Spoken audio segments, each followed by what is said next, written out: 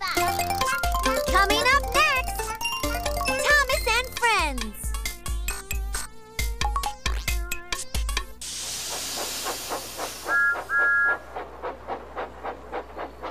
Thomas and Friends, making tracks to great destinations.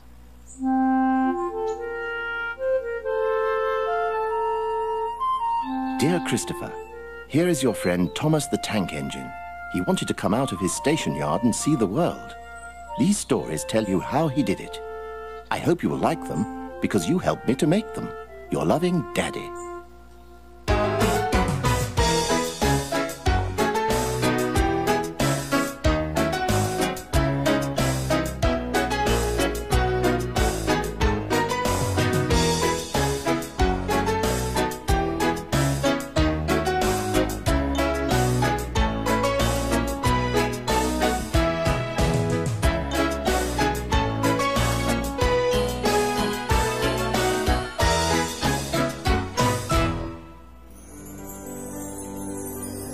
The island of Sodor is surrounded by beautiful blue sea. It has fields of green and sandy yellow beaches. There are rivers, streams, and lots of trees where the birds sing. There are windmills and a coal mine, and docks where visitors to the island arrive. The island also has lots and lots of railway lines. Who's that puffing down the track? It's Thomas! Hello, Thomas! Hello, everybody! Welcome to the island of Sodor.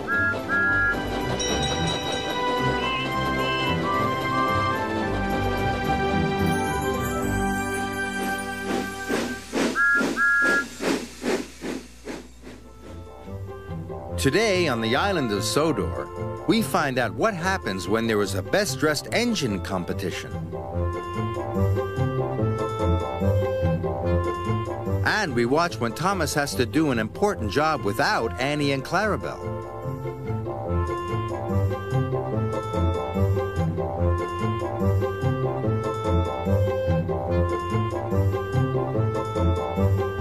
But first, James looks forward to a new coat of paint.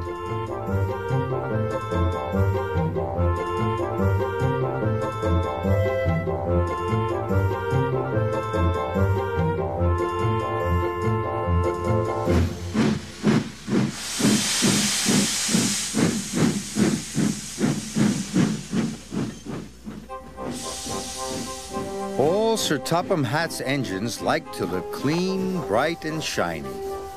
They love being washed down and having their brass polished until it gleams. James was in the workshop being repainted. He was beside himself with joy. James thought being repainted meant he was special. The workmen painted and polished for hour upon hour. Then, with new paint shining, brass twinkling, and blacking black, James returned to Tidmouth's sheds. Look, aren't I a beautiful red? He asked the others. No wonder Sir Topham Hatt thinks I'm special. But Percy was worried. He wasn't being repainted, and he wasn't red. Does this mean Sir Topham Hatt doesn't think I'm special? He asked. Looking splendid is not the same as being really useful, said Thomas firmly. But best of all is being really useful and looking splendid, like me, said James cheerfully. Before Thomas could say anything else, James closed his eyes and fell happily asleep. The next morning, all the engines were very busy. Percy was working at the coal plant. Thomas and Emily were taking passengers up and down the branch lines. Gordon was pulling the express.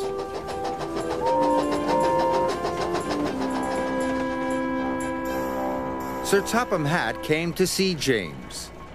He told him to join Percy at the coal plant at once. "The coal cars must reach Brendam docks before the boat sails, so no dilly-dallying," he said. "Yes, sir," said James, and he set off at once.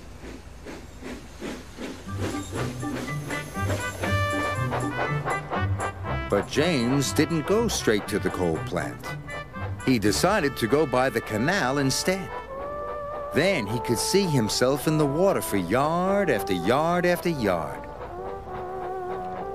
"Magnificent," he puffed.